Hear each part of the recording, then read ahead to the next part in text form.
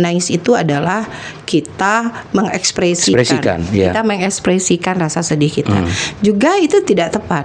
Tidak tepat. Enggak. Kalau apa tuh menyimpan dendam. Menyimpannya, kita tekan emosi kita. Tekan emosi. Yang pertama kita tekan emosi kita seolah-olah kita nggak apa-apa. Oh, saya kan seorang yang tangguh lah. Yang tangguh. Saya pengen terlihat kuat. Saya nggak apa-apa kok. Saya dibully juga kagak apa-apa gitu. Terserah di kau lah di sana gitu kan. Saya ini biasa-biasa aja gitu. Oh, saya baik-baik aja gitu. Oh, Pak Ustadz, Pak Zul, saya ini kalau dengar orang, saya ibu baik-baik aja. Saya curiga orang seperti ini. Waduh, ini kayaknya kita banyak kena nih. Nah, gini ya, pertama. Okay. Kita ini kesalahan pertama.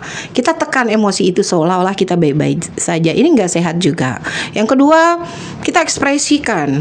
Yang tadi katanya dengan nangis, dengan marah-marah, kita lempar sana sini, itu kita mengekspresikannya. Dengan mengekspresikannya juga tidak sehat untuk diri kita sendiri. Sadar nafas itu kita nafas selama ini kan suka nggak sadar ya nggak? Sekarang nggak sadar. Pak Zul nafas selama ini nyadar nggak? Enggak. Kalau sadar itu terus. Satu, dua, tiga. Karena kita selama ini nafasnya nggak sadar, sekarang kita sadar nafas. Sadar nafas gini, Bismillah. Bismillah. Alhamdulillah ya Allah, saya masih punya nafas gitu ya. Enak nggak? Oke. Enak nggak? Iya, enak sedikit ya. Ini baru satu nih. Oke. Saya akui ya Allah, perasaan ini sedang tidak baik-baik saja. Coba. Saya akui ya Allah, perasaan ini sedang tidak baik-baik saja. Saya menerima perasaan ini. Nah, sudah diterima, disenyumin.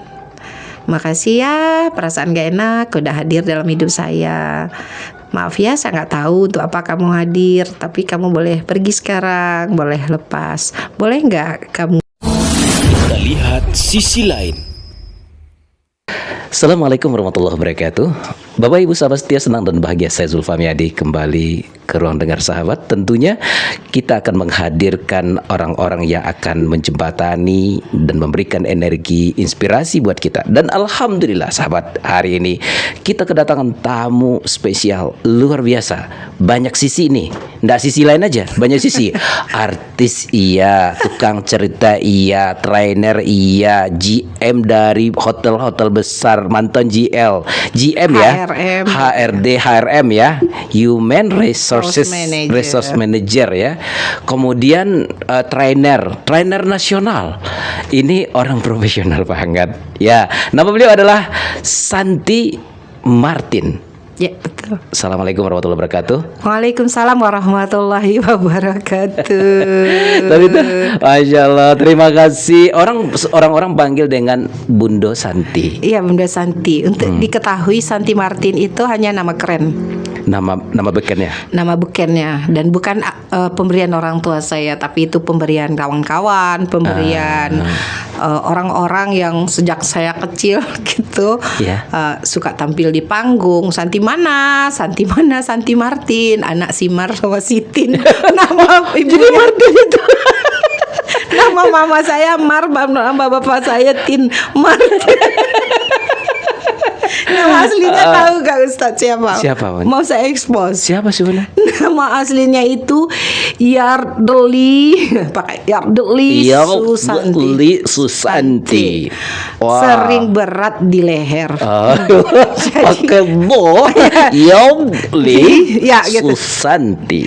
Jadi saking ininya Ustadz jarang dipakainya, karena orang sering salah paham Ustadz. Dulu waktu saya sering ikut-ikut pelatihan dan saya ditempatkan sekamar dengan lelaki.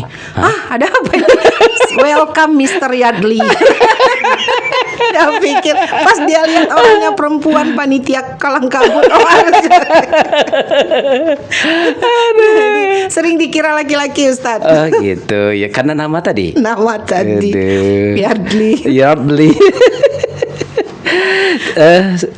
Saya luar biasa sahabat, saya penggemar Balerong Group, dan ternyata suara-suara yang didengar di sandiwara, iya kan, sandiwara Balerong Group dengan Yus Datuk Prapatia itu ternyata ini orangnya. Beliau ini artis artis Minang yang dengan Ajo On dengan Dan pertama dengan Udane Digampo almarhum. dengan udah di kampung. Nah setelah itu beberapa album saya beralih ke Kasih bersama Andre Ajo. Andre Ajo. Beberapa album pula saya nggak ada waktu lagi meneruskan karena sibuk dengan pendidikan yang diberikan oleh perusahaan tempat saya bekerja untuk melatih diri. Akhirnya meninggalkanlah dunia keartisan beralih kepada dunia edukasi jadi trainer, Ustaz. Waduh, luar biasa ya. Ya. Aduh, akhirnya jadi trainer dan kemarin kita mendapatkan ini trainer profesional. Kita awalnya nggak pede bawa ke sini karena dalam hitungan jam harus bayar 3,5 juta ya. Asma ini gratis nih. Nggak pede, nggak berani kita. Dan Bunda Martin, terima kasih Bunda Santi Martin, luar biasa nih Saya supportnya. katakan pada Bu Sri, semuanya tidak harus diukur dengan uang. Nah, itu Ketika kita mengukur segala sesuatunya dengan uang itu bikin kita lelah. Tetapi berbuat sajalah dulu, sudah nggak apa-apa. Saya juga nggak mikir pas diundang mau dikasih berapa, mau ada berapa, tidak Iya, iya. pernah begitu. Cuma memang setidaknya ada batasnya kan, ada ranknya yang minimal. Tapi kalau memang sudah dibilang nggak ada ini ya nggak apa-apa juga. Yang penting kalau waktu saya ada, saya juga bilang sama tim Ustadz. Iya.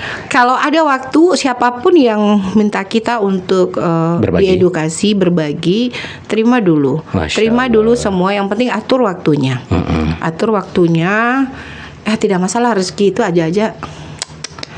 Pas sekali dengan moto Aspen nih, Oh, iya. jembatan kebaikan untuk bisa saling menguatkan. Masya Dengan hadirnya Bunda Santi ke sini, tim Aspen terkuatkan, pendengar Aspen terkuatkan, dan pendengar kita ini luar biasa sekali. Nah, Terima yang luar kasih. biasanya adalah beliau tidak hanya sekedar seorang pebisnis ya, ternyata tidak semua profesional ternyata. Bahkan beliau memiliki sanggar SREM. bukan es krim ya, Bukan es krim. SREM, Sanggar Belajar Sanggar Rakyat Mandiri. Belajar Rakyat Mandiri. Tempatnya di Rumah Belajar Ibu Bahagia. Nah, yang kita kayaknya menarik yang ini nih, karena bahagia itu mahal sekarang, Bunda Santi. Oh iya, emang bahagia dibeli. Yang kadang tidak terbeli.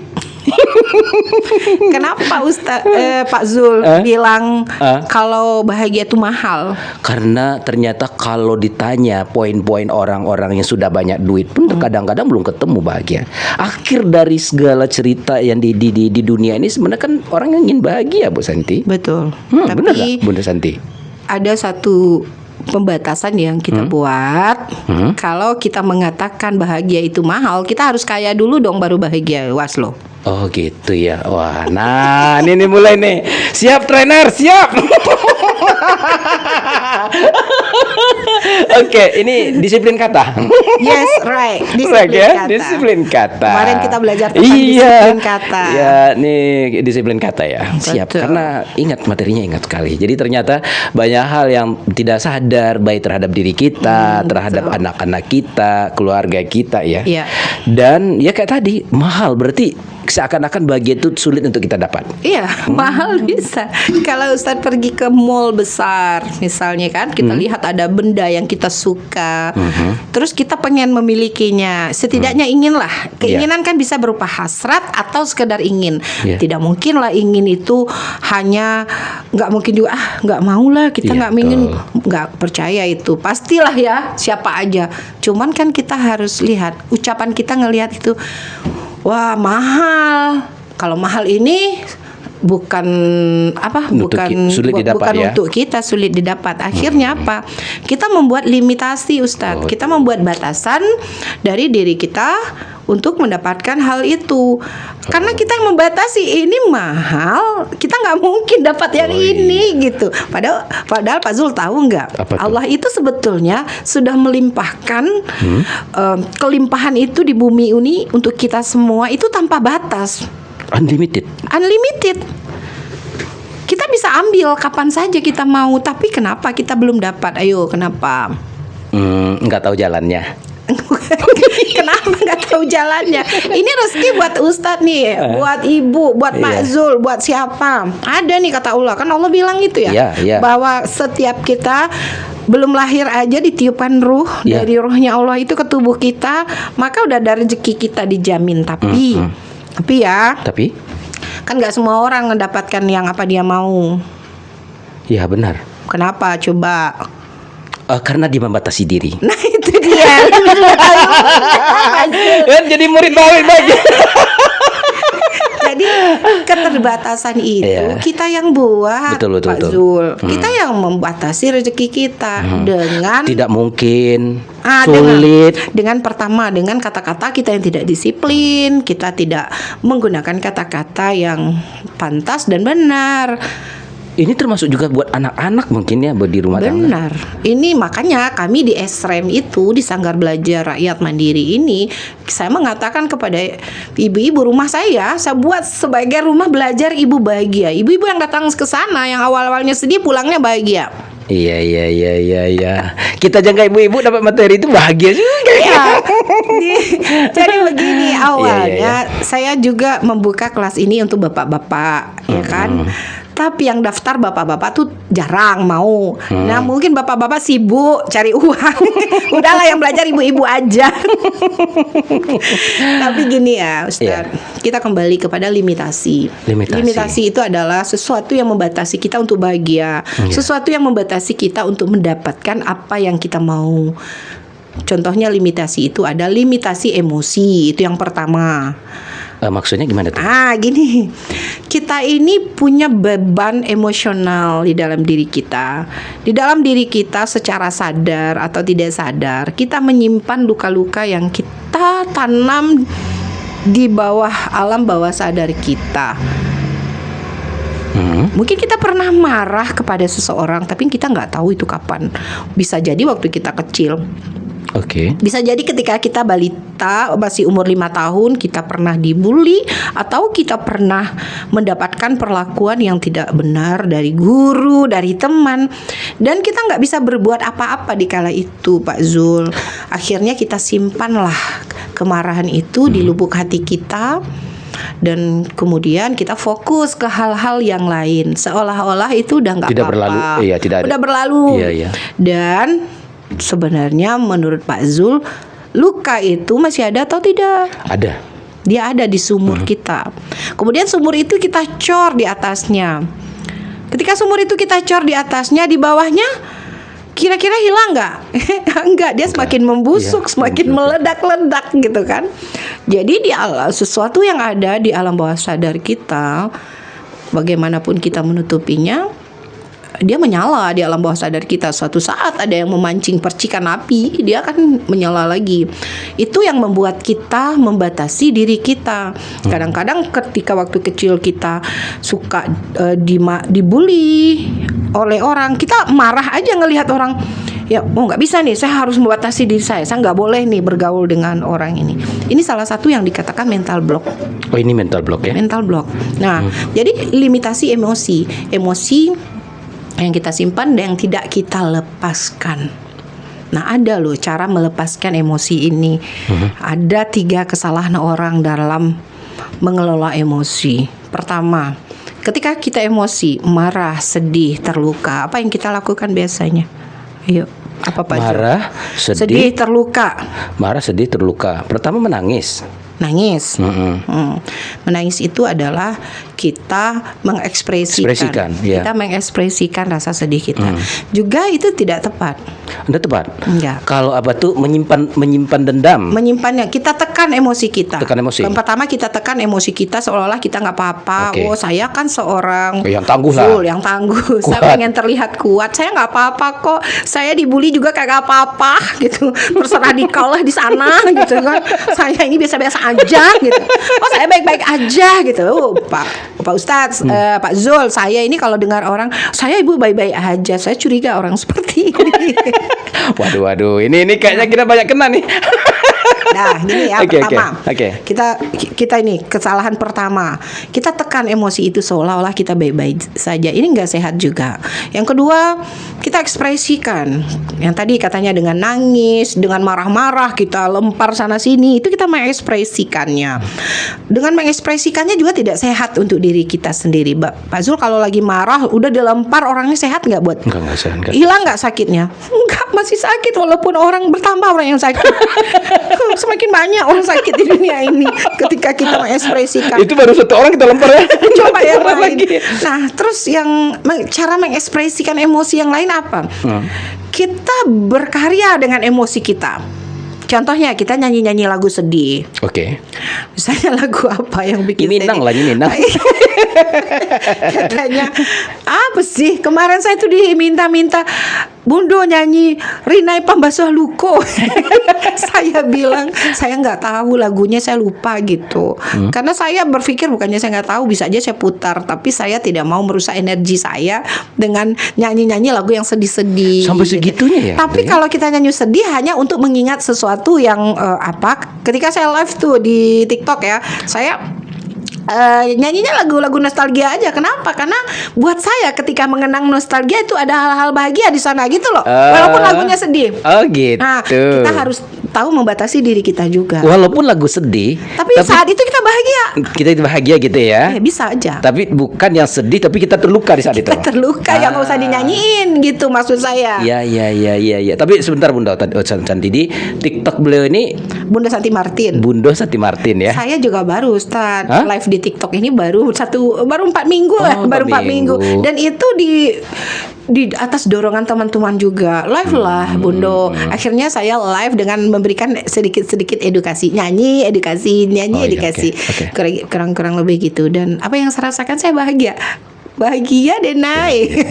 Naik bahagia. Yang penting bahagia itu kita yang memilih apa. Lihat Bunda Santi ini dikit-dikit kita pasti dibawanya tertawa ya. Jadi energinya tapi memang energi itu tersambung, terpengaruh ya Bunda Santi ya. Iya Bundo, tunggu dulu. Nanti kita lihat dulu. Kita masih bahas tentang yang 3 tadi ya. limitasi. Oke, limitasi, oke. Limitasi yang pertama itu emosi. Emosi itu kalau kita ekspresikan juga hati-hati. Jangan orang menulis puisi misalnya ketika dia sedang emosional. Oke.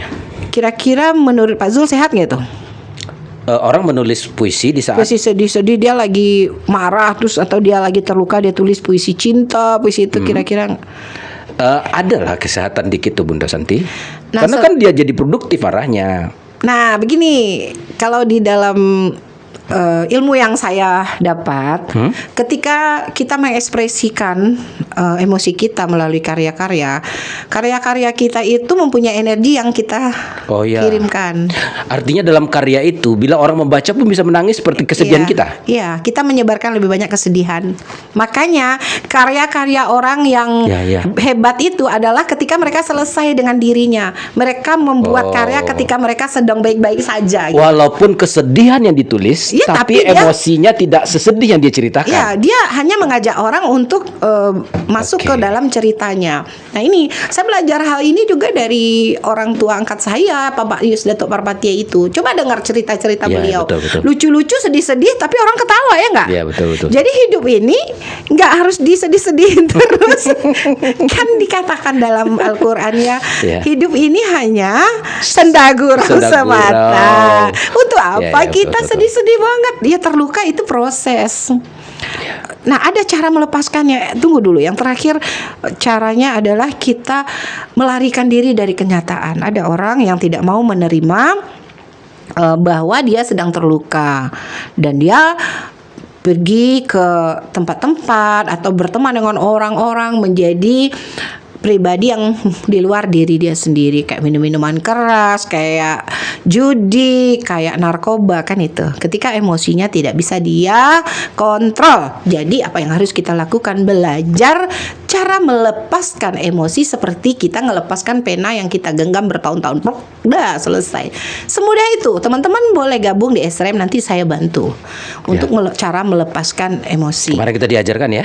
Iya. Jadi ternyata kalau pena itu kita genggam satu pena, kalau sebentar tuh biasa.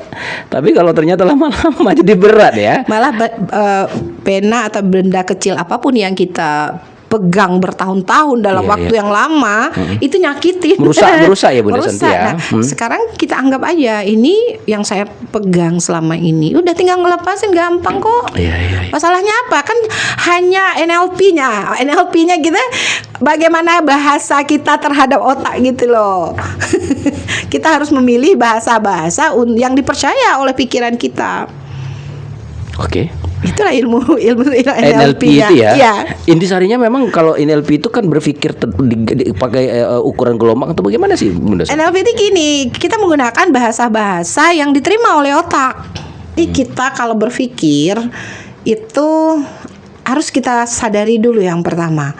Ketika kita mengucapkan sesuatu hal, biasanya ini nggak diterima. Contoh, nggak terima oleh pikiran kita karena di antara otak kiri dan otak kanan itu di tengahnya itu menurut sainsnya ada namanya limbik system. Oh, limbic Kalau saya mengatakan limbik system ini adalah satpamnya pikiran. Kok satpam? Gini, saya bilang, misalnya nih kita masuk gedung, sebuah gedung, ada satpamnya di luar. Dia bilang, Pak Satpam, saya mau masuk gedung, saya direktur di perusahaan ini. Satpamnya nggak percaya. Kenapa? Enggak, kamu nggak gitu kok, kata satpam. Kamu bukan direktur. Nah, limbik sistem itu kayak gitu. Jadi otak tengah kita itu adalah yang menghalangi kita ini. Maka harus kita gunakan kalimat-kalimat bujukan untuk Pak Satpam ini. Gitu. Nah, ini gitulah gambaran Logikanya besarnya, ya, logikanya. logikanya ya. Nah, Oke. sekarang coba saya tanya sama Pak Zul. Oke. Pak Zul itu sekarang adalah orang yang mempunyai kekayaan triliunan rupiah yang Amin, ya di Allah, Bukit amin. Tinggi itu orang terkaya. Aduh, itu kan nggak nerima otak saya ya. Nah, Pak Zulnya nerima, ya kata Pak Zul. Tapi lebih sistem nggak terima. Kata otak kecil, enggak kok. Tadi kan amin gitu ya. Ya nggak apa-apa. Tapi jujur tanya, limbik sistemnya terima Nggak nggak? terima. Nggak terima. Jadi satpam di pikirannya nggak terima. Kata otakku, lo ukur kan. Nah, itu sebetulnya ilmu NLP, ilmu bagaimana caranya kita menggunakan kata-kata yang diterima oleh otak kita. Jadi karena pikiran kita ini pertama nggak bisa ditolak-tolak, nggak bisa menerima penolakan, nggak bisa dia dilarang-larang, maka kita bujuk dia dengan kalimat-kalimat yang mengatakan, boleh nggak ya?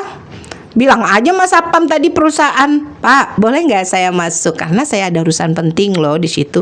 Sapamnya bilang, ya boleh, apalagi dengan bahasa yang membujuk gitu kan. Tapi kalau ujuk-ujuk kita bilang, Pak, saya pimpinan perusahaan ini, langsung digampar, ditendang sama Sapam.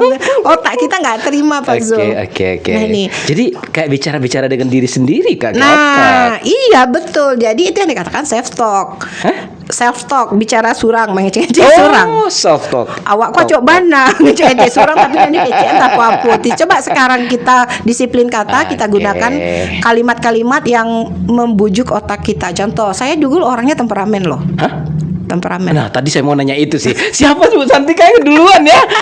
Kayaknya nyambung. Saya mau nanya Bu Santi yang kayak gini dulu pemarah nggak ya? Aduh. Enggak, bener, bukannya pemarah lagi, orang aja takut. Ya, Kalau lewat HR di loh, HR loh. lewat depan kantor saya aja lihat saya Sepatu lewat. aja bunyi itu. Iya, betul. Tik tik tik. Aduh, orang gitu kan. Nah, tapi beberapa tahun kemudian setelah saya menguasai ilmu LP, hipnoterapi, Ya. terus saya belajar merubah diri saya bahwa sebetulnya ditakuti itu nggak enak gitu. Iya, benar, Lebih enak benar. dihargai. Iya iya. Nanti kayak setan kali. Iya, orang HR jalan ketiwi kayak gini loh Bu Santi kan. Iya, Jadi betul. dia tepak sepatunya itu bunyinya sudah diukur sama karyawan tuh. Betul. Tik, aduh, Itu benar banget. Gue dapat salah apa ya hari ini? Arahnya kemana nih? Arahnya kemana? Oh, kayaknya ke ruang sebelah. jadi gitulah ya, Pak Zul. Pentingnya kita. Saya kenapa belajar NLP juga sampai saya udah master di NLP Iya. juga ya. Oh, sudah master juga. Iya, Sertifikat nih banyak ya. Certified untuk NLP ini. Karena tadinya bukan untuk orang lain, untuk diri sendiri. Karena saya sangat emosional orangnya. Buat saya everything have to be perfect gitu loh. Harus sempurna. Harus seperti maunya saya. Kalau tidak saya ngamuk. Gitu dulu. Ngeri nggak ya? Iya ngeri. Oh, iya, iya. Karena waktu saya kerja itu tuntutan dari atas juga kayak gitu. Jadi waktu itu saya adalah orang yang tipenya kerja full time. Perfect tadi ya. Iya, Perfect. saking perfectnya saya full time kerja di kantor, kerja lagi di rumah. Wow. Untuk manajemen besok saya harus lakukan apa? Saya harus sibuk, saya full time. Terus saya belajar dari kejadian itu. Kenyataan hidup saya yang begitu nggak enak banget. Kalau tak karena sedih benar, Sedih benar. kenapa tidak sedih? Kenapa saya tidak sadar begitu dulu gitu kan, malu melihat diri sendiri dalam keadaan seperti itu. Kalau Bunda Santi sadar dulu, maka kami sekarang tidak kebagian. Iya, Nggak iya, jadi betul. trainer kayak gini. Ternyata sahabat, beliau ini trainernya bukan kaleng-kaleng ini. Anggota dewan di seluruh Sumbar ini. Masuk kelas beliau nih. Jadi Pak Zul, kita kembali ya. Dulu saya full time kerja. Setelah saya belajar, ternyata kerja tuh nggak harus full time, cukup full heart aja. Full heart. Iya, iya. Sepenuh hati aja Sepenuh udah. hati. Kalau kayaknya cocok dengan orang Kemenak kan. Ikhlas beramal katanya kan. Oke, pakai ikhlas. Oh, deh kata-kata ikhlas itu saya nggak setuju. Oh, enggak setuju ya. Enggak, kenapa? Tapi sepenuh hati lah ya. Sepenuh hati boleh. Tapi saya catat tadi yang Ikhlas beramal.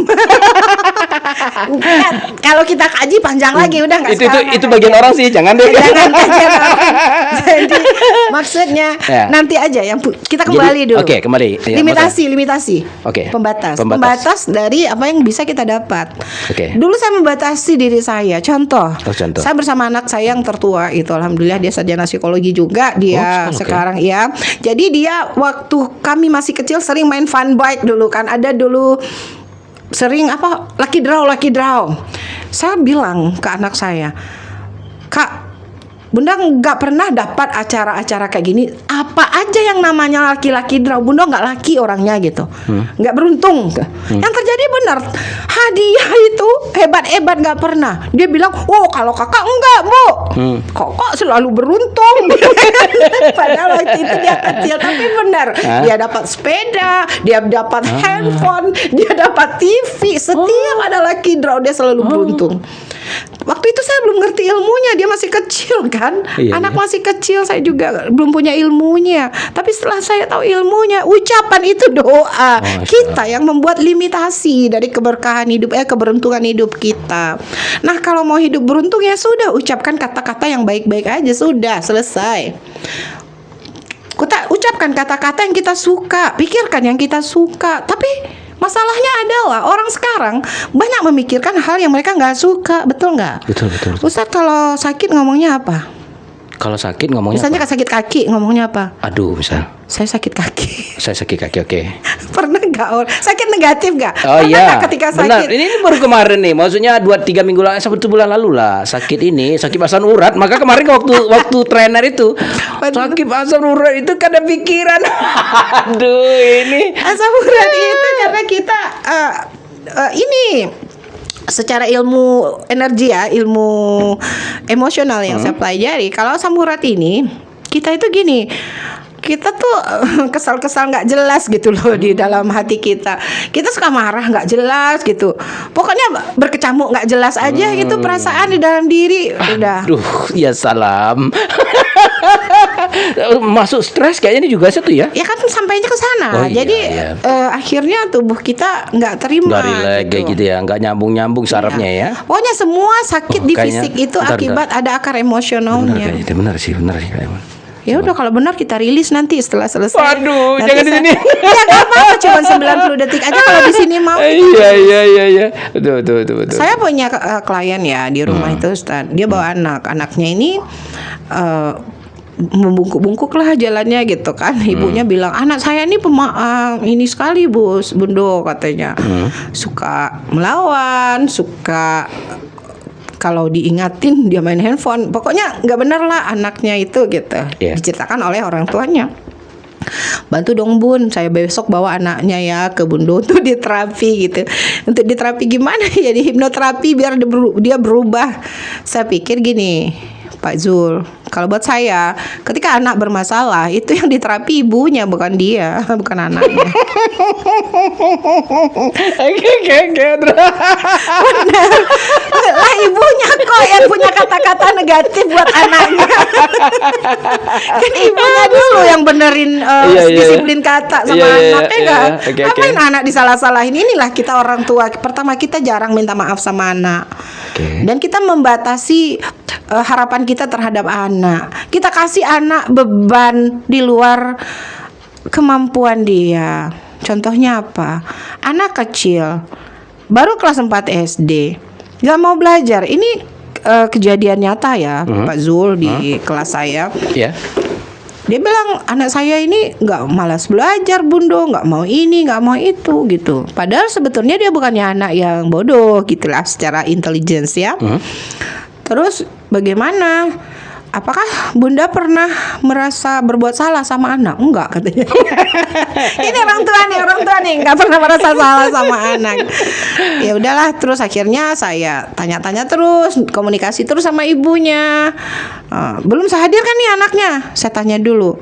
Dia satu-satunya anak laki-laki. Iya. Pernah ngomong apa sama anak? Ya paling saya bilang, Bang, abang satu-satunya anak lelaki Bunda. Abang itu suatu saat akan gantiin papa, jaga adik-adik, jaga Bunda gitu. Kira-kira anak SD mau dikasih beban itu gimana coba? Dia Anak masuk SD, nggak? baru SD? Iya, masuk ke otaknya nggak? Jangan ke SD, SMP aja dibilangin gitu, masuk ke pikiran bawah sadarnya.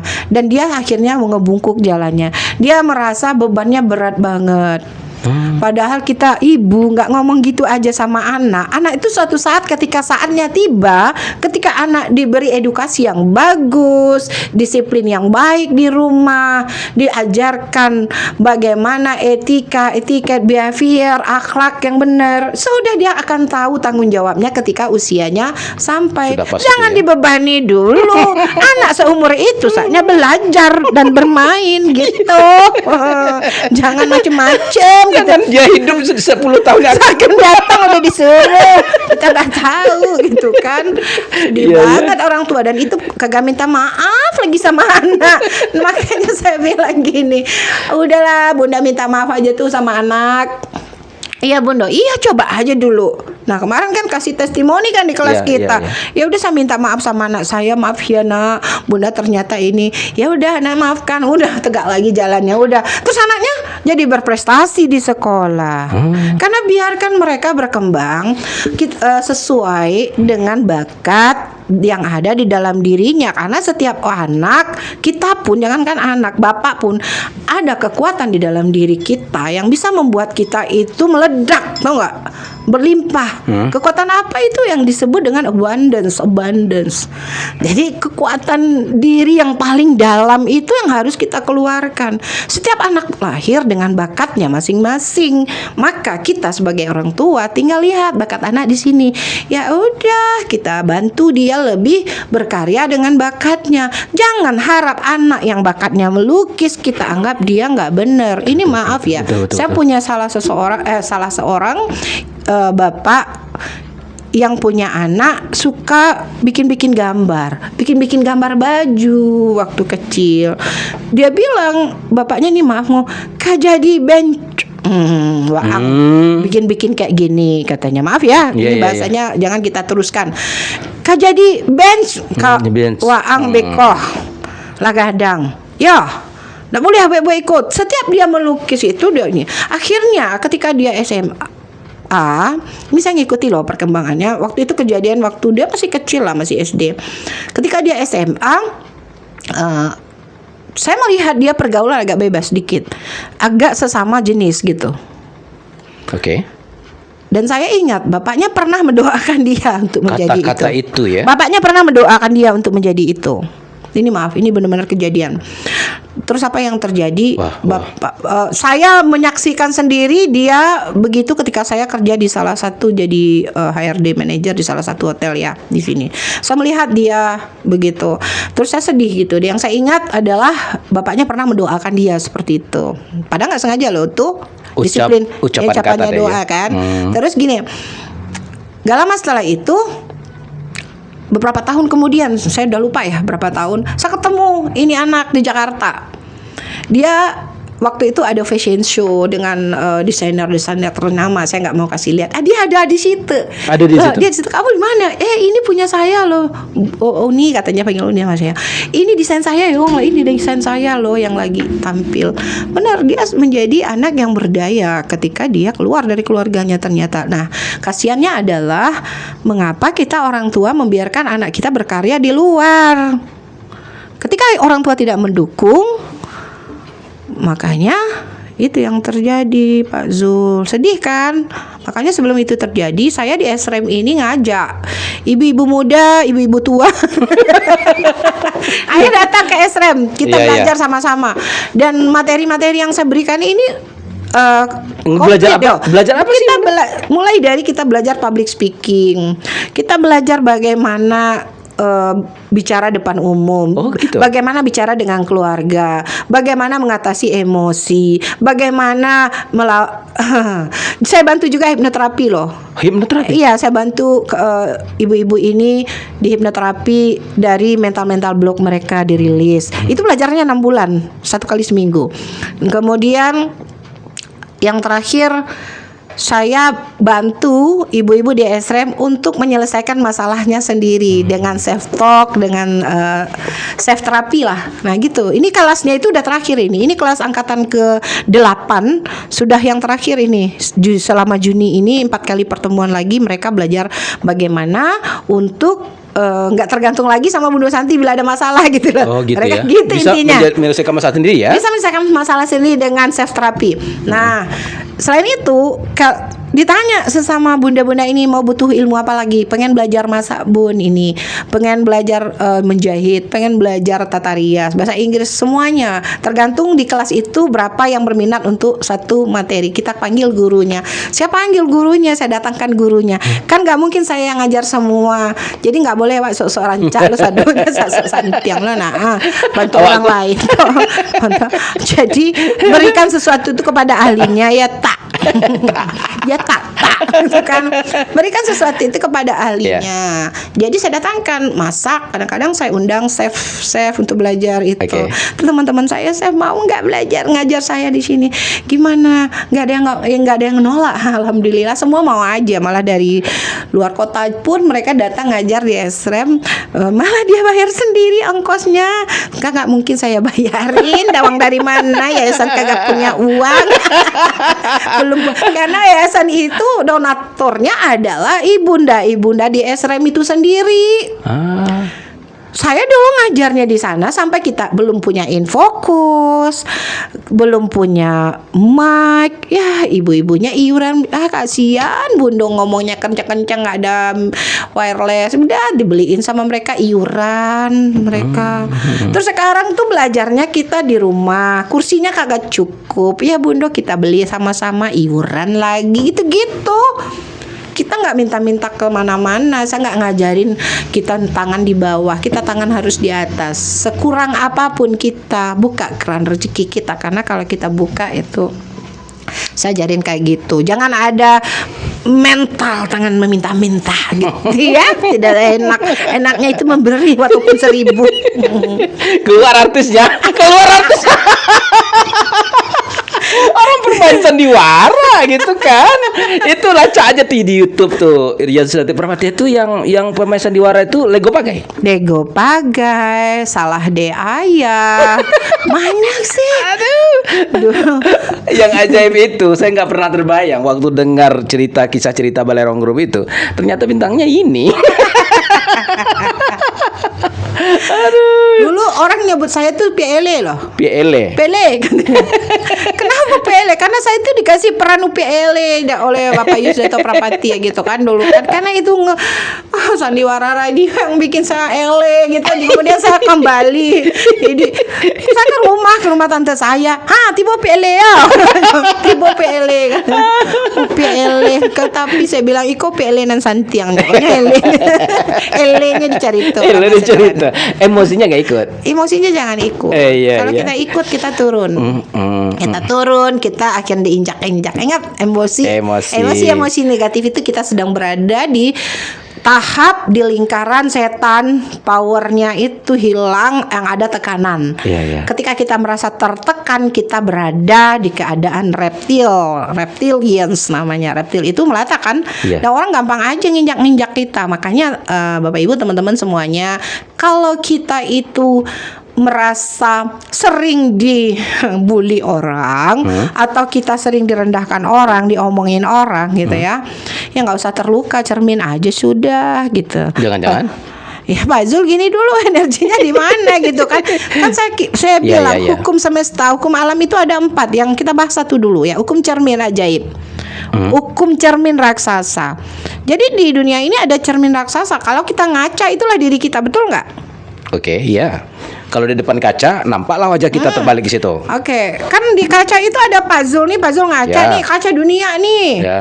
Nah kalau umpamanya Pak Zul melihat di kaca itu ada orang rambutnya acak-acakan, wajahnya hancur lebur gitu kan, terus menyedihkan, Yang terus baik, Bun. Yang baik, Bun. luka-luka.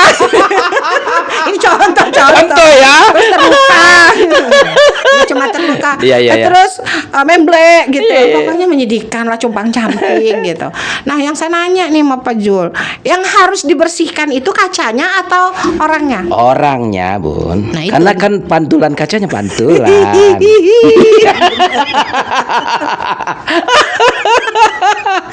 Aduh. Jadi ada pepatah kayak gitu kan, Bun? Ada, Kalau apa ya? seandainya ini, kalau rupamu jelek di cermin, jangan cerminnya yang dipecahkan. Lagi bukan kacanya yang dibersihin, kitanya yang diperbaiki. Iya, iya, iya, Jadi iya. hidup ini kayak gitu. Jadi kalau kita menemukan masalah-masalah nggak enak dalam hidup kita ngaca. Kita lihat dulu diri kita. Oh inilah gua, udah kita koreksi diri kita. Dan saya juga begitu. Saya bukan adalah orang yang sempurna seperti harapan saya gitu.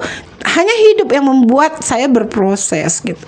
Ketika prosesnya itu sampai ya sudah, akhirnya saya menemukan jati diri saya. Ternyata hidup ini bagi saya bukan lagi untuk dunia yang nggak tahu ujungnya di mana gitu kan. Pernah nggak mencapai sesuatu, setelah itu yang kita dapat pengen lagi yang lain nggak? Betul.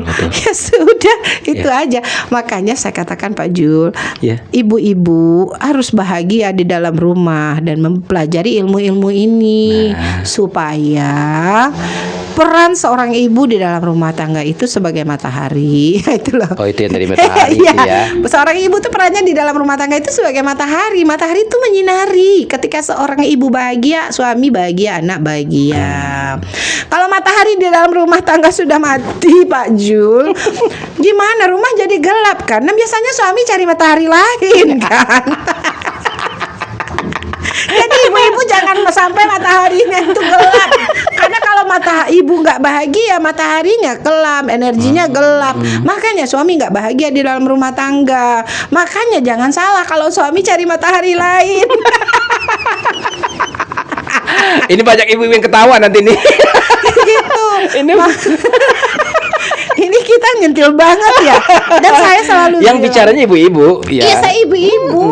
Saya ibu-ibu. Tapi kalau bapak-bapak nggak terima nih ibu-ibu yang bilang kayak gini nih. Iya, bapak-bapak mah terserah. Kami ngajarin ibu-ibu. Makanya ibu-ibu, kita ini yang harus membuat rumah kita itu terang. Iya. Ketika ibu bahagia, anak bahagia. Makanya ibu harus punya energi yang tinggi, Berlebih ya. yang kuat, berlimpah. Energi berlimpah. Karena kelimpahan itu bukan cuma buat diri ibu sendiri, buat suami. Nah, gini, kalau ibu marah di rumah, Pak Jul, Ya. atau bertengkar, anak yang dengar gimana energinya? Pasti itu efeknya. Anak kan datang ke sekolah, sampai di sekolah kan energi itu lingkarannya itu nyebar. Ya. Anak kena energi negatif kita. Anak pergi sekolah, terus anak dimarahin guru. Kenapa sih? Gue pengen marah aja lihat nih anak gitu kan. Iya, Padahal anak salah dikit gurunya marah. Karena kenapa? Anak bawa energi negatif, gurunya nggak suka. Jadi kayak Mungkin. ditarik ya? Nah, guru juga marah sama anak. Guru pulang lagi nih. Atau bu guru ngajar di kelas sebelah, marah aja sama seorang. Udah gitu, guru pulang ke rumah, di rumah energinya nyebar lagi. Kayak gitu energi negatif. Dia menyebar. Kayak COVID aja dia, Bu. Betul, memang begitu. Waduh. Makanya hati-hati dengan energi kita. Ini masuk ke lingkungan yang baik gitu ya, karena Ya. kayak gitu ya. Energi itu Energi. pindah. Makanya kita pastikan kalau kita memang sedang tidak baik-baik saja, energi kita sedang turun, kita gunakan teknik bernafas, sadar nafas. Nah, seperti tadi kita mulai kan. Iya, iya. Kita mau nervous kan, kita aduh saya mau ketemu orang hebat nih gitu. Nervous ya wajar, kita manusia. Tapi yang pertama kita lakukan, kita terima, ya Allah, saya memang sedang gugup. Nah, ini yang pertama, kalau kita mau rilis ya, kita mau melepaskan segala bentuk ya rasa yang tidak enak dalam diri kita. Inilah bagian terapi saya. Kita boleh coba. Pertama yang membuat orang tidak bahagia itu dia nolak selalu. Setiap ada kejadian ditolak dulu. Inilah kita yang sering nggak sadar. Nolak Kalau dengan pikirannya, dengan perasaannya. ucapan, pikiran, perasaan bersensasi semua. Itu contoh yang hujan apa ngomongnya? Oh, Labe deh, hujan. hujan. Deh hujan nolak kan? Oke. Terus kalau paneh karang. Deh lah paneh lari gitu. Ndeh itu Ndeh nolak itu ya. kan? Ndeh itu kan nolak. Kan seharusnya alhamdulillah hujan kan gitu. Alhamdulillah gitu. Nah, pertama kita harus terima dulu apapun rasa yang muncul. Sekarang rasa apa yang muncul? Sedih, marah, kecewa, ya sudah, gugup. Saya bilang ya sudah, ya Allah terima kasih, saya akui saya sedang tidak baik-baik saja, perasaan gak enak gitu, ya kan, perasaan gak enak gitu. Terus setelah tolak, saya menerima, duduk dulu bersama emosi kita. Ini artinya Duduk bersama emosi ya. iya, Oke. kita sering nggak mau duduk dengan emosi kita. Kita selalu menolak emosi kita di saat pertama gitu loh. Saya nggak suka, seharusnya bukan saya ini, seharusnya kamu ini gini, seharusnya kamu gini. Keinginan kita menolak itu dan mengatur-ngatur inilah emosi kita. Nah, yang kalau mau sehat, mau bahagia, kita rilis semua bentuk penolakan kita terhadap rasa. Kita rilis. Nah, kalau kita mau rilis artinya kita hadirkan dulu. Kita hadirkan dulu ya. Kita contoh ya. Coba kita hadirkan. Pegang dadanya. Oke. Pegang dadanya, dada kiri lah. Misalnya jantung tuh di situ. Nih Oke. dikatakan hati itu kan. Nah, ya udah, ya Tuhan, saya menerima walau saat ini saya sedang gugup. Ya udah, saya terima. Sadar nafas itu kita nafas selama ini kan suka nggak sadar ya nggak? Sekarang nggak sadar. Pak Zul nafas selama ini nyadar nggak? Enggak. Kalau sadar itu terus. Satu, dua, tiga. Karena kita selama ini nafasnya nggak sadar, sekarang kita sadar nafas. Sadar nafas. Sadar oke. nafas gini, Bismillah. Oke, Bismillah. Alhamdulillah ya Allah, saya masih punya nafas gitu ya. Enak gak? Oke. Enak gak? Iya, Enak sedikit ya. Ini Oke. baru satu nih. Oke, satu. Oke. Saya akui ya Allah, perasaan ini sedang tidak baik-baik saja. Coba. Saya akui ya Allah, perasaan ini sedang tidak baik-baik saja. Saya menerima perasaan ini. Nah, sudah diterima, disenyumin. Makasih ya, perasaan gak enak udah hadir dalam hidup saya. Maaf ya, saya nggak tahu untuk apa kamu hadir, tapi kamu boleh pergi sekarang, boleh lepas. Boleh nggak kamu pergi? Boleh nggak kamu dilepaskan? Nah, kita nanya sama diri kita. Kalau ada terapis dibantu. Kalau kita nggak ada terapis, ya sudah kita yang jadi terapis buat diri sendiri. Santi, boleh nggak rasa marah kamu, intinya rasa gugup kamu dilepaskan? Boleh. Dengar suara hati kita. Boleh nggak? Itu pertanyaan pertama. Mau nggak melepaskannya? Mau. Ya sudah, kapan mau dilepaskan? Ya sekarang. Tarik nafas. Ya sudah, lepas. Coba deh, semudah itu. Ini lebih enak apa enggak? Enak. Kayaknya sering-sering terapi nih. Ibu-ibu Kayak gitu di ya. Sumatera Barat, Bukit Tinggi, Agam dan sekitarnya kalau mau belajar, boleh di SREM. Insya Allah nanti saya kasih Jadi linknya. pola-pola kayak gini, pola penyembuhan. Ya, pola penyembuhan holistik juga. Holistik juga ya, ini yang Bunda Dengan Santi kita, ya. alhamdulillah ya, saya juga bantu teman-teman yang merasa sakit secara fisik melalui penyembuhan holistik. Apa itu holistik? Penyembuhan secara menyeluruh. Jadi Kadang sakit punggung, sakit apa gitu ya, Bu? ya, ibarat ini ya, Pak Jul. Kita ini ibarat bulatan gini. Oke. Lapisan paling luar ini adalah fisik kita kan, fisik Oke. kita. Kalau kita sakit, biasanya kita fokus ngobatin fisik nggak? Ya. Iya kan, Iya, asam iya. urat terasa sakit. Fokusnya nggak ngurusin fisik aja. Ya nggak apa-apa, bener juga orang sakit kok luka dibalut, dikasih ube merah, ube sirah, cek Ube kami sirah, siswa. siswa. Nah gitu kan kita lagi ube sirah. Sirah lah si koma ya. Iya tuh sirah namanya kan. Ya wagi ube merah ya boleh-boleh saja. Tapi apakah dia akan sembuh sebenar-benar sembuh asam urat misalnya? Dimakan obat asam urat hilang. Itu hanya seperti kita memetik daun teh ya. Oke. Terus nanti tumbuh lagi nggak? Tumbuh. Ya udah dia tumbuh Pucuk lagi dia? Sakit lagi kan nanti.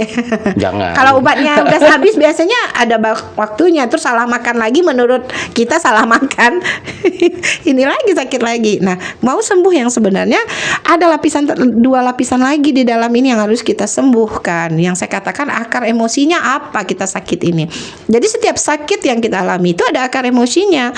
Ya, akar emosi yang pertama itu yang ada di pikiran kita, di mental. Di mental kita ini ya Pak Jul, di mental kita ini ada pikiran, ada perasaan. Oke. Yang merasakan yang menurut sakit itu di pikiran, di perasaan nggak? Ya. Kalau di pikiran, di perasaan nggak sakit nggak tubuh nih? Nggak sakit pasti. Nah itu dia. Benar. Berarti ada akar mental, kemudian di dalamnya ada jiwa atau ruh, di dalam paling dalamnya lagi ada kolbu. Ketika lapisan terdalam ini yang kita sehatkan, ingat nggak kita kalau ini kita sakit? Itu yang dikatakan akar emosinya itu apa? Kemarahan apa? Luka apa yang dialami? Emosional apa yang disimpan? Sehingga menyebabkan kita sakit di tubuh ini. Nah itu saya katakan tadi asam urat itu ada ketidakpuasan atau ingin menguasai, ingin menguasai anak, harus kayak gini, harus istri gitu. Itu dua sakitnya, bisa sakit diabetes karena kita nggak merasa nggak nyaman aja sama pasangan kita gitu loh. Banyak hal sih dalam holistik. Lain kali kita bisa bicara lebih detail soal ini. Ini deh. Jadi kalau sakitnya itu rilis. Ingat kemarin waktu kita di kelas ada salah satu ibu yang sama, ibu jangan terlalu sedih, jangan terlalu marah. Saya ingat saya bilang, kenapa Bunda? Ya saya ngelihat aja gitu dari ekspresinya dia sedang tidak baik-baik saja. Nah ketika keluar ruangan saya bilang, ibu sedang sakit apa? Sedang sakit vertigo. Saya katakan vertigo itu kan bagian kepala. Ibu lagi memikirkan apa? Lepaskan aja. Iya, pikiran ibu terlalu berat. Saya nggak bilang, saya nggak ini. Sekarang ibu sedang marah terhadap seseorang. Jika ada sedang marah terhadap seseorang, hadirkan lagi rasa marahnya. Akui ibu marah. Tarik nafas sadar. Sih sambil duduk aja sebelum makan itu saya bilang kan. Akui ibu ini marah, terima rasa marah itu, izinkan hadir, duduk bersama emosi. Dadanya makin sesak kan, nggak apa-apa. Saya tahu itu bagian dari terapi saya kan. Ketika dadanya makin sesak dia. Nah sekarang kemarahan nih, ibu boleh nggak dilepaskan? Kayak ngelepasin pena tadi, atau mau dipegangin terus, atau mau marah terus? Nggak dilepaskan Bundo. Oke, mau melepaskan, mau. Boleh nggak dia dilepaskan? Boleh nggak dia pergi? Boleh. Kapan mau biarkan dia pergi? Sekarang. Sudah, sadari nafas. Udah, terima kasih ya Allah. Dia langsung bisa turun kan setelah itu. Makan dia ke bawah. Dia nggak bisa berdiri. Dia bilang, karena kan dunia berputar katanya. Ya, saya mengatakan kalau kita mau duduk dengan emosi kita itu 90 detik aja sudah, insya Allah kita bisa. Masalahnya orang nggak mau duduk sama emosinya, dia mau lari. Apa tadi? Dia mau lari kenyataannya, dia mau lari berdrama-drama dengan puisi, dia mau lari dari kenyataan. Nah ini, ya intinya kalau mau bahagia itu sudah kenali diri kita. Sesungguhnya siapa diri kita? Diri kita adalah orang yang harusnya nggak ada lagi emosi-emosi negatif dalam diri kita. Karena sejatinya manusia itu sebenarnya bukanlah siapa-siapa nama dia disebut. Bukan Sati Martin ya katanya tadi itu udahlah. Kalau kita mau hidup kita baik, menghambat limitasi kita, jangan jadikan hal-hal semua itu label berat. Kalau nggak dibilang Pak Haji, Bu Haji gitu ya. Doktor, MH, SH segala macam. Hina mendangannya. Tahu dihina do. Karena orang enggak tahunya siambo. Tanyalah, saya pernah beberapa hari yang lalu ditelepon. Tanyalah kok siawak kau situ kecen. Terus kalau dia siapa sebenarnya kenapa coba? Apa hubungannya sama kita? Nggak apa-apa kan? Iya, Dia iya. mau orang berpangkat, mau apa, toh dia makhluk juga. Suatu saat sebanyak apapun pangkat kita akan jadi Almarhum. Bisa juga kan sandiwara kitanya kan? Bisa dong. Jadi ginilah, saya sebenarnya hidup saya ini adalah proses juga. Banyak proses yang sudah saya alami dalam hidup saya gitu. Dan tidak mudah juga buat saya menghadapinya selama bertahun-tahun. Maju mundur. Saya pernah berkarya juga. Saya punya novel, beberapa novel-novel saya yang sudah terbit itu kan. Dan itu dulu saya akui, saya membangun novel-novel saya kayak Sarawati. Banyak sekali nanti novel-novel saya ada yang saya masukkan online juga. Yang pernah laku laris banyak juga itu Sarawati namanya, seorang gadis Minang bercerita. Jadi itu saya membuatnya dalam keadaan saya tidak baik-baik saja gitu loh. Jadi karya saya itu membuat orang menangis, itu, dan saya tuh setelah saya tahu ilmunya, saya menarik novel itu nggak saya cetak lagi gitu kan. Karena saya tidak mau lebih banyak menyebarkan energi negatif kepada orang-orang gitu. Akan lebih berdaya lagi kalau kita berkarya di saat kita sehat batin, sehat emosional kita. Gitu Pak Zul. Jadi kayak lagu itu kan bisa saja kan orang baru aja diputar dia sudah terbawa kalau dengan emosi itu nangis orang ya. Nangis. Meleleh dia, meleleh. Artis. Sudah. Saya itu punya kunci untuk hidup saya sendiri. Sebetulnya boleh dipakai juga oleh orang lain, teman-teman semuanya. Kunci dalam diri saya. Setiap ada pujian dari orang lain, sebetulnya selain doanya, ya Allah jadikanlah saya lebih baik dari apa yang mereka katakan. Lalu saya rilis diri saya katakan sejatinya manusia itu bukanlah siapa-siapa. Ini diri tasawuf mereka tasawuf. disabut. Dia mau tasawuf apa ilmunya? Saya katakan sejatinya diri kamu bukanlah siapa-siapa, diri kamu disebut. Jangan bawa pangkat, karena kalau kita bawa pangkat kita berat. Itu aja. Hamba Allah kayaknya lebih tepat ya. Ya kita hamba Allah. Kita hamba Allah. Kita kadang-kadang perpanjangan tangan Tuhan untuk menyampaikan ini. Betul. Saya bertemu dengan Pak Jul juga sebagai perpanjangan tangan Tuhan. Ya, betul, untuk saya. Untuk sampai di proses ini maju mundur juga. Dulu saya sering terluka gara-gara omongan orang, gara-gara fitnahan orang. Saya terluka, saya sedih. Saya lampiaskan ke puisi-puisi saya lampiaskan ke karya-karya saya. Saya bikin lagu, saya bikin puisi, saya bikin novel. Lalu setelah itu saya belajar tentang ilmunya ini, saya nggak mau lagi. Saya lebih baik rilis, saya lepaskan. Ketika saya terluka dengan omongan orang lain, biasanya kan kita suka gini kan, di gunjangan orang kan gitu, nggak enak kan perasaan kan, siapa saja di gunjangan nggak suka kan. Saya sekarang itu belajar memperbaiki diri saya ketika di gunjangan orang.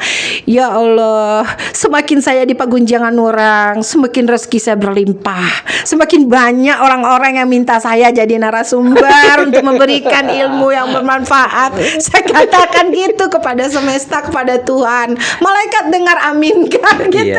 Kan lebih enak. Ya Allah, setiap orang ngomongin jelek tentang saya, ya Allah, di saat itu rezeki saya langsung berlimpah. Coba bayangkan. Jadi kalau diomongin orang, alhamdulillah. Ini ibu-ibu banget nih, pas banget nih. Gini Pak Jul, kita itu tidak akan lepas dari omongan orang. Betul. Awak senang orang tak suku, apalagi awak nak senang. Awak kaya orang tak senang, apalagi awak saya. Iya benar. Jadi terimalah dalam hidup ini bahwa akan ada kelompok yang selalu berpihak ke kita, dan yang tidak suka dengan kita. Dan yang penting kita tidak perlu menjelaskan apa-apa kepada orang yang nggak suka sama kita, karena kalau orang nggak suka sama kita nggak peduli itu. Sehebat apapun kita di mata mereka, kita tetap aja sampah di mata mereka. Tapi bagi orang yang sayang sama kita, kita bau sampah aja, bau parfum. Jadi nggak usah tempatkan diri. Saya belajar dari kejadian ini Pak Zul. Saya belajar dari kejadian hidup saya yang sudah jatuh bangun. Ini benar loh. Kalau saya cerita di sini sini bisa nangis Pak Jo. Jatuh bangun aku mengejarmu. Jadi saking jatuh bangunnya hidup saya belajar dari proses ini, bahwa sebenarnya kalau kita bawa diri kita bawa pangkat-pangkat itu berat hidup ini, kayak bagasi kita. Jadi bagasi kita ini penuh, awak mau ransel penuh bitu anak membungkuk badan awak. Ya sudahlah kayak begitu, keluarkan, lepaskan satu persatu, yang baik-baik kita simpan. Dan yang perlu diingat, semua emosi, semua rasa yang masuk, bahagia pun harus dirilis. Bahagia dirilis juga. Contoh. Kita kan bahagia itu kalau kita saking bahagianya kita suka lupa diri kan. Oh iya benar. Hihi saya bahagia. Terus kita posting ini saya lagi di Dubai, saya lagi ini. Ingat itu ada lain kan. Oh iya. Nah, orang iri ya. Makanya hidup seenak-enaknya itu hidup di level biasa-biasa aja, kosong lagi sudah. Oke. Ya. Kosong itu di level peace. Peace itu tenang, di level energinya cinta Allah yang bekerja. Jadi mau dibilang apa sama orang peduli amat ya. Ya udah, kita kan memang bukan siapa-siapa. Ini terbukti nih. Saya kemarin pikir orang nih narasumber kayak gitu. Awalnya narasumber, wah ini dia trainer ya, kan trainer. Ada lagi beritanya. Ceritanya ada lagi. Oh tuh tadi keluar lagi novelis ternyata, artis ternyata. Jadi kalau tahu orang kayak begini itu wownya jadi beda. Ketimbang dibicarakan dari awal. Ini saya artis loh, ini saya ini. Biasa aja kok gitu. Ya gitu. Kalau kita tempatkan diri kita punya pangkat, punya sesuatu, punya jabatan, punya pengalaman yang lebih hebat dari orang lain, itu kan hanya sekedar nasib kita baik waktu itu, ya enggak? Kan prosesnya betul. kita pegang itu Pak Jul. Kita punya beban artinya seorang trainer dia harus begini kan. Kemarin saya dibacain tuh Pak Jul sama pembicaranya, para moderatornya, ini adalah seorang trainer ini. Malah saya ditanyain sama salah seorang, Bu kalau memang ibu hebat. Jadi saya cerita.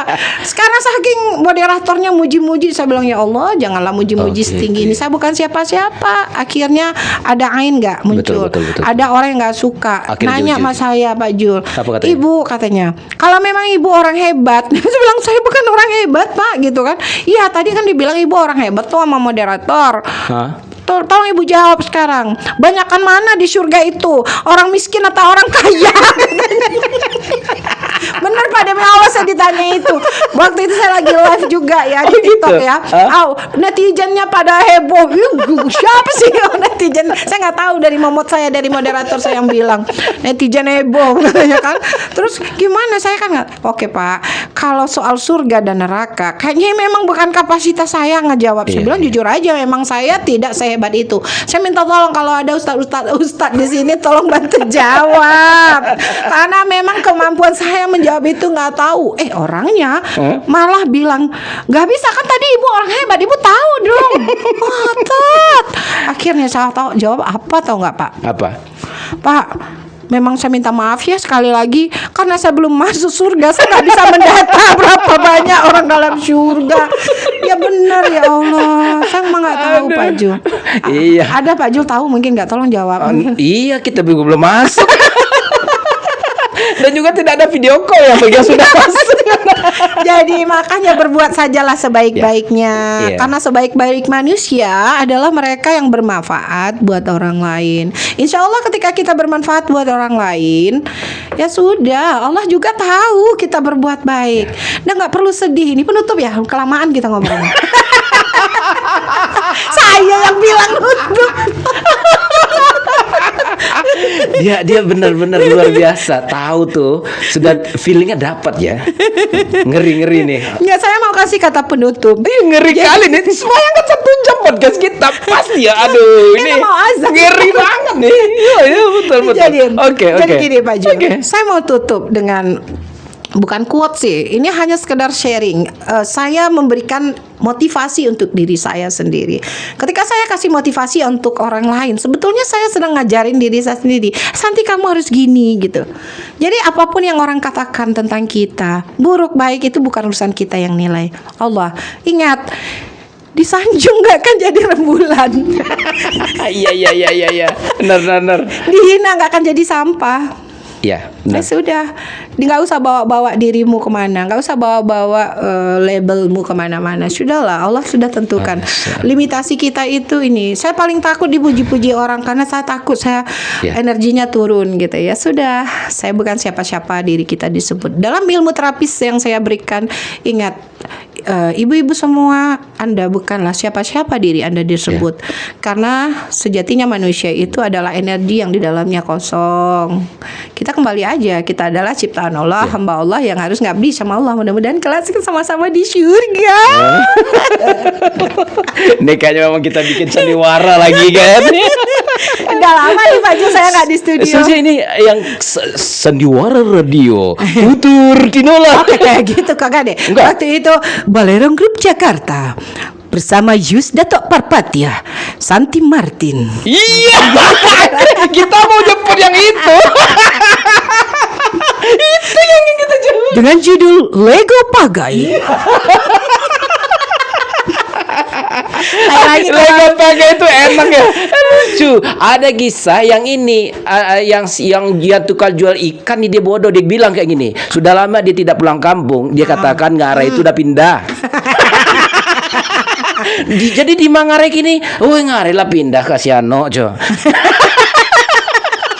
Jadi itu adalah cewek itu si Uwan. Nah itu yang kita ketemu padanya. Hah? Saya katakan energi nggak jadi berhenti. Nih kita. Energinya nggak. Kita memikirkan hal-hal yang apa yang kita dapatkan hasil dari pikiran kita. Ingat kemarin saya cerita salah seorang Bamus ya, ketua Bamus dari salah satu menteri saya. Ternyata dia penggemar Balerong Group, penggemar Santi Martin itu, dan dia punya data-datanya semua. Ketika kemarin saya kasih training di kelas itu, dia mikir ini kok suara yang kayaknya familiar di telinga kami katanya. Terus namanya sama lagi. Nah, pas akhir kelas dia datangin, Ibu Santi Martin yang di Balerong Group. Gitu. Iya kenapa Bapak? Ibu idola Abona. Nah, saya katakan Pak Jul, Iya. siapa yang mengundang saya ketemu sama beliau? Itu Iya. adalah energinya, Energi tadi, ya. pikirannya, Ya, gitu. Bu Santi juga nggak tahu urusan penggemar Balerong kan? Pak, insya Allah kita ketemu lagi ya. Undang saya lagi ke sini untuk cerita soal. Siapa yang yang lain. jadi moderator Bu Santi?